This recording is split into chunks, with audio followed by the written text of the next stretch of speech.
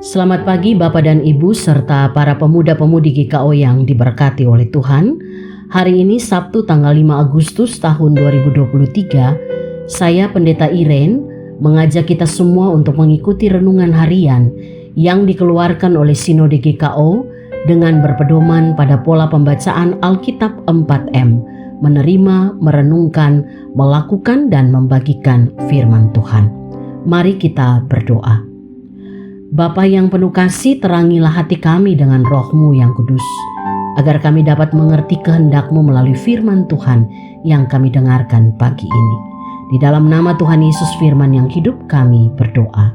Amin. Saudaraku, hari ini kita akan merenungkan firman Tuhan dengan tema kemurnian pekabaran Injil. Dan pembacaan Alkitab hari ini terambil dari 2 Korintus pasal yang kedua ayat 17. Demikian firman Tuhan. Sebab kami tidak sama dengan banyak orang lain yang mencari keuntungan dari firman Allah. Sebaliknya, dalam Kristus kami berbicara sebagaimana mestinya dengan maksud-maksud murni atas perintah Allah dan di hadapannya. Amin. Dari bacaan firman Tuhan hari ini, kita mau menggali isi Alkitab dengan pertanyaan-pertanyaan sebagai berikut. Yang pertama, apakah yang dilakukan orang lain dari pemberitaan firman Tuhan? Saudara, dari bacaan kita tadi, kita dapat melihat bahwa Paulus menyebutkan ada orang lain yang melakukan pemberitaan firman Tuhan hanya untuk mencari keuntungan. Pertanyaan kedua, bagaimana seharusnya kita dalam pekabaran Injil?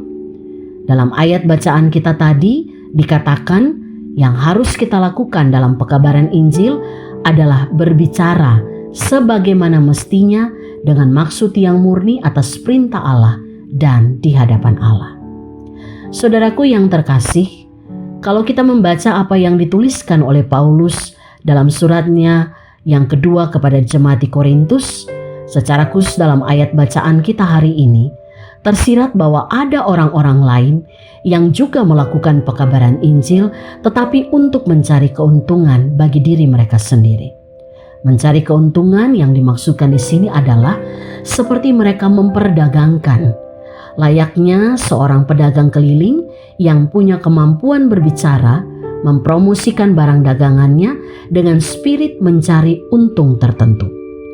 Sehingga menurut Rasul Paulus, ada orang-orang yang saat itu melakukan pekabaran Injil namun dengan maksud yang tidak murni.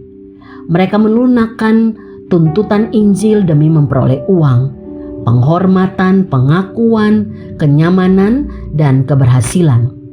Mereka juga berbakat dan pandai meyakinkan orang lain akan Injil.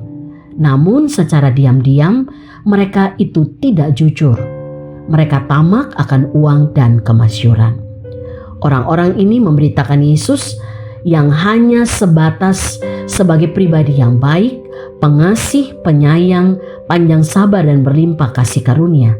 Sementara pemberitaan tentang ketuhanan Yesus dan nilai kerajaan Allah yang diberitakan oleh Yesus yang menuntut ketaatan mutlak dan ketegasan terhadap dosa itu tidak diberitakan oleh mereka. Pemberitaan yang menindarbobokan umat dengan mengatakan bahwa di dalam Yesus tidak ada lagi penderitaan, orang yang percaya terhadap Injil tidak akan mengalami kemiskinan, kesusahan, yang akan dialami hanyalah kesuksesan dan keberhasilan yang tidak terbatas. Artinya, mereka ini mencari keuntungan dan memberitakan firman Allah dengan menyampaikan hal-hal yang menyenangkan telinga dan hati umat, sehingga mereka disanjung dan diterima oleh umat. Tentunya tidak seperti itu berita Injil yang sejati. Oleh karena itu, bagaimana seharusnya sikap hati kita dalam memberitakan Injil Allah? Yang pertama, menjaga kemurnian perintah Allah dengan tidak mencari keuntungan dari pemberitaan Injil.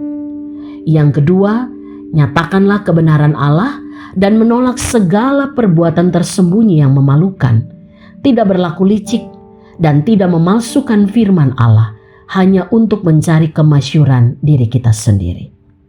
Saudara, biarlah firman Tuhan memurnikan motivasi kita dalam menyampaikan firman Allah kepada orang lain. Mari kita berdoa. Bapa, ajarlah kami untuk berani memberitakan kebenaran-Mu dengan hati yang murni dan tidak mencari keuntungan untuk diri kami sendiri. Sehingga melalui setiap pemberitaan firman Tuhan yang disampaikan, kami semua mengalami pertumbuhan iman yang benar dan hidup hanya untuk memuliakan Tuhan. Di dalam nama Tuhan Yesus kami berdoa. Amin. Terima kasih saudaraku yang tetap setia mendengarkan renungan 4M Sinode GKO. Selamat beraktivitas, salam sehat selalu. Tuhan Yesus memberkati.